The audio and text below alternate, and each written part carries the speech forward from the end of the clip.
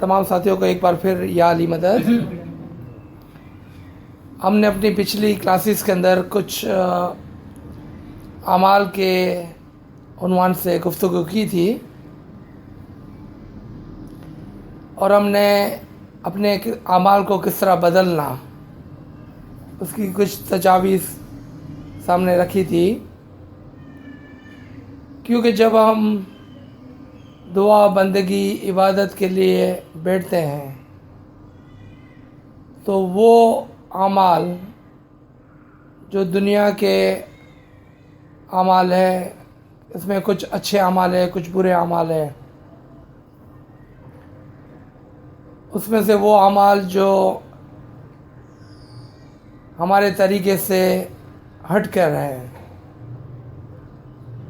یعنی کہ بری باتوں کو سننا، بری باتوں کو بولنا، بد نظری، برے خیالات وغیرہ وغیرہ، اور یہی وہ اعمال ہے جس کو شیطان اپنا ٹارگٹ بنا کر ہمارے دلوں کے اندر وسوسے ڈالتا ہے۔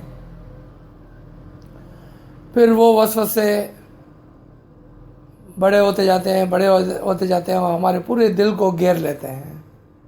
اب ہمارے دل کے اندر کوئی جگہ باقی نہیں کہ جہاں پر ہم خداوند تعالیٰ کے لیے، امام کے نور کے لیے، امام کے عشق کے لیے کوئی جگہ باقی رکھ سکے، اور پھر یہ عبادت کے اندر ہمیں تنگ کرتے رہتے ہیں، جس کو ہم اپنی سادہ زبان میں کہتے ہیں ہمارا دھیان نہیں لگتا۔ یہ کیا چیزیں جو ہمارا دھیان نہیں لگاتی ہے؟ وہ ہماری دنیا کی وہ برائیاں ہیں، یا وہ کم علمی کی وجہ سے جو اعمال ہم نے کر لیے ہوتے ہیں۔ میں اس کو ایک ایگزامپل دیتا ہوں کہ سب سے پہلے ہم کو یہ پتہ ہونا چاہیے کہ برے اعمال کیا ہے۔ ایک شخص کوئی برا کام کرتا ہے، آپ اس کو دیکھتے ہیں، آپ گھر پہ آتے ہیں، اپنے بھائی بہن، دوست، قریب کے لوگوں کو بتاتے ہیں، آپ سمجھتے ہیں کہ چونکہ یہ بات سچی ہے تو اس میں بولنے میں کیا حرج ہے۔ وہ سچی بات بولنے میں ہی تو حرج ہے، اسی کو تو ہم گلا غیبت کہتے ہیں، کیونکہ اگر وہ بات سچی نہیں تھی تو پھر تو آپ نے جھوٹ بولا اور تہمت لگائی اس کے اوپر۔ تہمت یعنی کہ الزام لگایا کسی کے کریکٹر پر۔ دونوں طرف سے ہی وہ غلط ہے۔ آپ نے امام کے فرمان میں بھی، گنان کے اندر بھی، اور ایتھکس کے اندر بھی ہم نے پڑھا کہ کسی کی بات ہم نہیں کر سکتے ہیں۔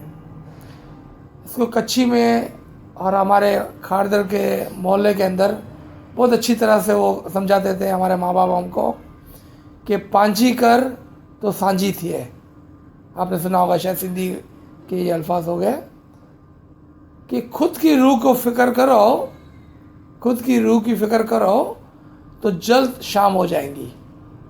یہ شام دن کی شام نہیں، یہ ہمارے آخرت کی بات ہو رہی ہے، کہ اگر ہم نے اپنی روح کی فکر کی تو ہماری یہ 4 دن بہت جلد کٹ جائیں گے، اور ہم انشاءاللہ ان قریب امام کی طرف رواں دوا ہو گئے۔ ایسا نہ ہو کہ ہم نے اپنی روح کی فکر تو نہ کی، لیکن باقی سب کی فکر کی ہم نے، کہ وہ شخص یہ کرتا ہے اور وہ شخص وہ کرتا ہے۔ ہم نے کیا کیا اس کی کبھی بھی ہم نے فکر نہیں کی۔ پھر آخرت میں پشیمانی ہوگی، شرمندگی ہوگی، اور کوئی موقع نہیں ہوگا اس کو درست کرنے کے لیے۔ پھر یہاں پر ایک سوال ہوا تھا کہ اگر ہم نے کسی کا گناہ کر لیا اب کیا کریں؟ آج ہم نے سیکھ لیا کہ یہ بات غلط ہے، اور مجھے یاد بھی ہے کہ ہم نے کس کا گناہ کیا تھا، اور وہ شخص ہمارے قریب بھی ہے۔ کیا ہمارے اندر اتنی عاجزی ہے کہ ہم اس سے جا کر معافی مانگ سکیں؟ عاجزی، اعمال کے اندر عاجزی بہت ہی ضروری ہے۔ مولا کا فرمان ہے کہ جب آپ عبادت میں بیٹھیں تو نور آپ کا حق نہیں، لیکن آپ عاجزی سے بیٹھیں۔ ہم نے عاجزی سیکھی نہیں ہے کبھی، تو کیسے بیٹھیں گے عاجزی سے؟ اور اس عاجزی کا مطلب کیا ہے؟ کیا ہم یوں کر کے بیٹھیں یہ عاجزی ہے؟ کیا ہے عاجزی؟ اگر اس فرمان کے مطابق ہم دیکھیں تو عاجزی سے یہ مراد ہے کہ ہم ڈیمانڈ نہ کریں، ہم مولا سے یہ ڈیمانڈ نہ کریں کہ میں اتنی عبادت کرتا ہوں تو مجھے کیوں نور نہیں ملتا ہے، یہ ڈیمانڈ ہو گیا۔ ہم عاجزی کریں، مولا میں پوری عبادت ہی کہاں کرتا ہوں کہ تو مجھے نور دے، تو مجھے ہمت دے، یاری دے، تاکہ میں تیری عبادت کر سکوں۔ میں غریب ہوں، میں فقیر ہوں، میں تیری عبادت کے لائق بھی نہیں ہوں، میری زبان اتنی پاک نہیں کہ میں تیرے الفاظوں کو، تیرے نام کو اپنی زبان پر لا سکوں، میرے خیالات اتنے پاک نہیں کہ میں بیت الخیال کر سکوں، میرا دل اتنا پاک نہیں کہ جس میں تو تشریف لائے۔ یہ وہی عاجزی۔ کیا ہم نے ایسا کبھی کیا؟ کیا ہم نے ان الفاظوں کو اپنے دماغ میں دہرایا؟ پیر بابا فرماتے ہیں کہ جب آپ کچھ بھی نہیں ہو گئے تب کچھ ہو گئے، یعنی کہ آپ کو یہ بار بار کہنا ہوگا اور اپنی روزمرہ کی زندگی میں یہ کہنا ہوگا۔ یعنی کہ جب آپ آپس میں بات کریں تو جہاں پر آپ کو خطرہ ہو کہ میں اپنی خود کی کوئی بات کرتا ہوں تو آپ کیا کہیں گے؟ یہ غریب و فقیر کہاں اس لائق؟ لیکن ہم ایسا نہیں کرتے ہیں، ہم تو صرف میں اور میں کرتے ہیں، اور اپنے آپ کو ہمیشہ بلند ثابت کرنے کی کوشش کرتے ہیں۔ ہمبلنس نہیں ہے، عاجزی نہیں ہے، اور عاجزی چابی ہے عبادت کی، امام کے فرمان کے مطابق کہ آپ عاجزی کے ساتھ بیٹھے ہیں۔ آج کا سبق بہت ہی امپورٹنٹ ہے، کیونکہ آپ سب نے بارہا یہ کہا کہ ہمیں عبادت کے بارے میں بتائیں، روحانیت کے بارے میں بتائیں، نور کے بارے میں بتائیں۔ وہ تو گھر ہے، اس کے دروازے کی چابی کہاں ہے؟ عاجزی عبادت کی چابی ہے۔ عاجزی کے بغیر آپ بیت الخیال کے گھر کے اندر داخل نہیں ہو سکتے ہیں۔ آپ چاہیں تو کوشش کر لیں، اور چاہیں تو اس بات پر یعنی کہ عاجزی کو اپنائیں، اپنی روزمرہ کی زندگی میں آہستہ آہستہ آپ کی عادت پڑ جائیں گی۔ یہاں پر پچھلے جتنی بھی باتیں ہوئی ہیں، جتنے بھی لیکچرز ہوئے ہیں، اگر آپ اس پر بھرپور عمل کریں گے تو اگلے سال جب میں یہاں پر ہوں گا تو میں آپ میں بہت بڑی تبدیلی پاؤں گا،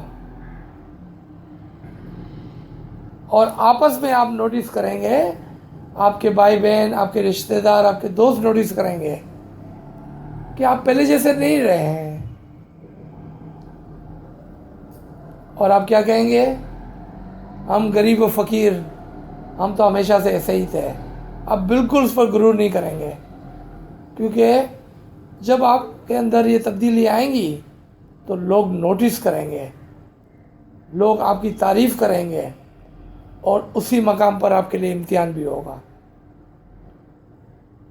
آپ کو وہ پوچھیں گے کہ یہ آپ کے اندر کس طرح سے تبدیلی آئی، تو آپ غرور سے نہیں، عاجزی سے ان کو بتائیں گے۔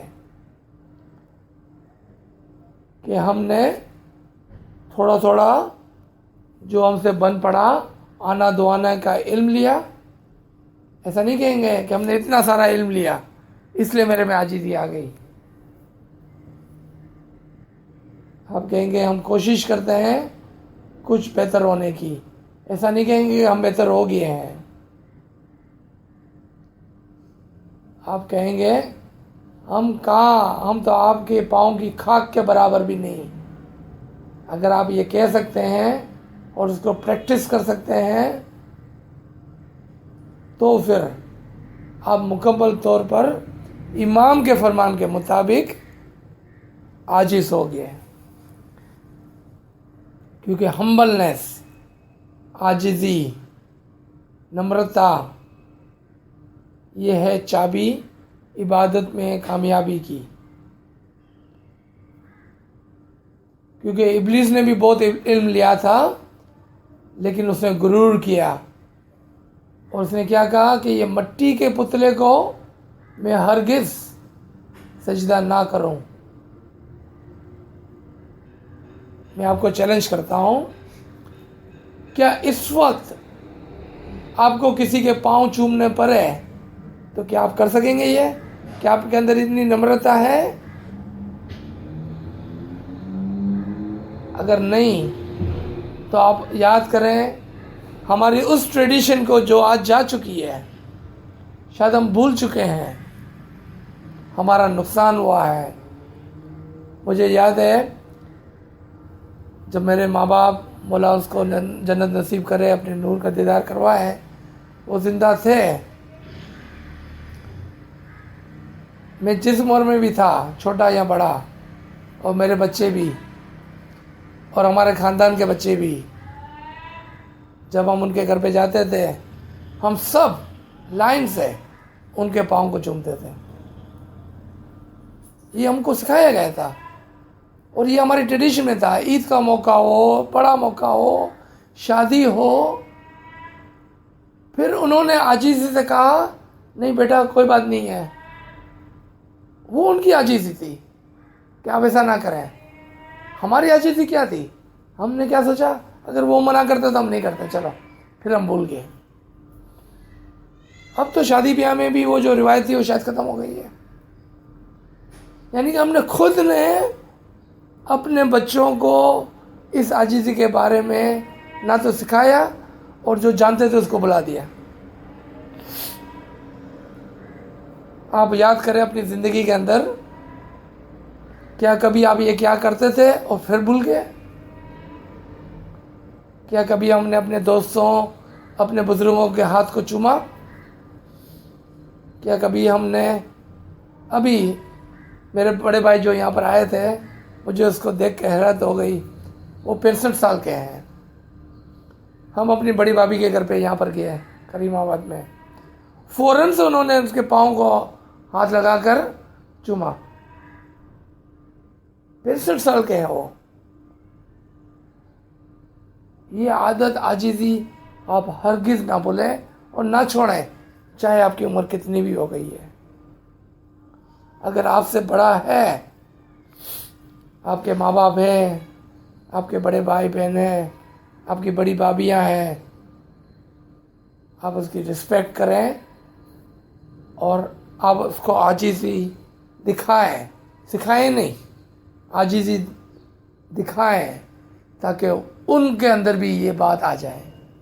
آپ خود ایک رول ماڈل بن جائیں. ایک رول ماڈل بنے، کسی کو کچھ کہنے کی ضرورت نہیں ہے، وہ ان کی مرضی ہے. پانچھی کر تو سانچی تھی ہے. خود کی روح کی چنتا کریں. ہم کتنے اپنے آپ کو نیچا کر سکتے ہیں؟ جب تک ہم اپنے آپ کو مٹی کے برابر نہیں کریں گے، مولا آ کر آپ کو دونوں ہاتھوں سے اٹھائیں گے نہیں. کیونکہ اگر آپ اکڑ کے کھڑے ہیں، مولا کو کچھ کرنے کی ضرورت نہیں ہے. لیکن جب ہم اس کے قدموں کے اندر ہو گئے تو جس طرح سے ایک ماں اپنے بچے کو اٹھاتی ہے، مولا انشاءاللہ ہم کو بھی اٹھائیں گے اور اوپر لائیں گے اور اوپر لائیں گے. جتنی زیادہ عاجزی کریں گے اتنا ہی مولا کی نظر میں ہم اوپر ہو گئے. جتنا ہم اپنی نظر میں اوپر ہو گئے مولا کی نظر میں نیچے ہو گئے. سمجھ گئے آپ؟ عاجزی مولا کو بہت پسند ہے.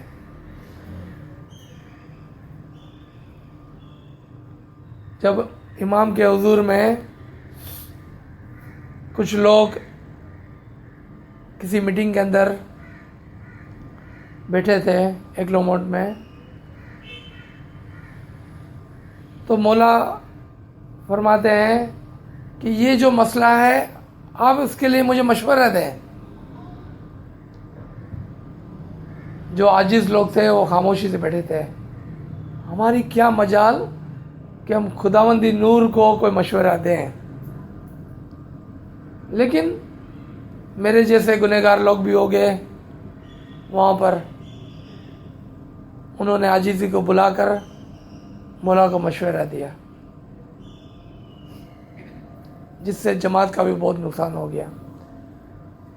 پتہ ہے آپ کو، جب مولا اس طرح سے فرماتے ہیں اور اگر ہمارے لیڈرز کچھ مولا کو مشورہ دیتے ہیں، پتہ ہے مولا کیا فرماتے ہیں؟ ٹھیک ہے، آپ نے جو کہا وہ ٹھیک ہے، آپ جا کے کوشش کریں، جائیں کریں. اگر آپ امام کے پاس گائیڈنس کے لیے آتے ہیں تو آپ کا کام کیا ہونا چاہیے؟ کان کھلے منہ بند. لیکن جب انہوں نے اپنی زبان کو کھولا تو مولا نے کیا فرمایا؟ ٹھیک ہے، جو آپ نے مشورہ دیا وہ ٹھیک ہے، جائیں آپ اس پر عمل کریں.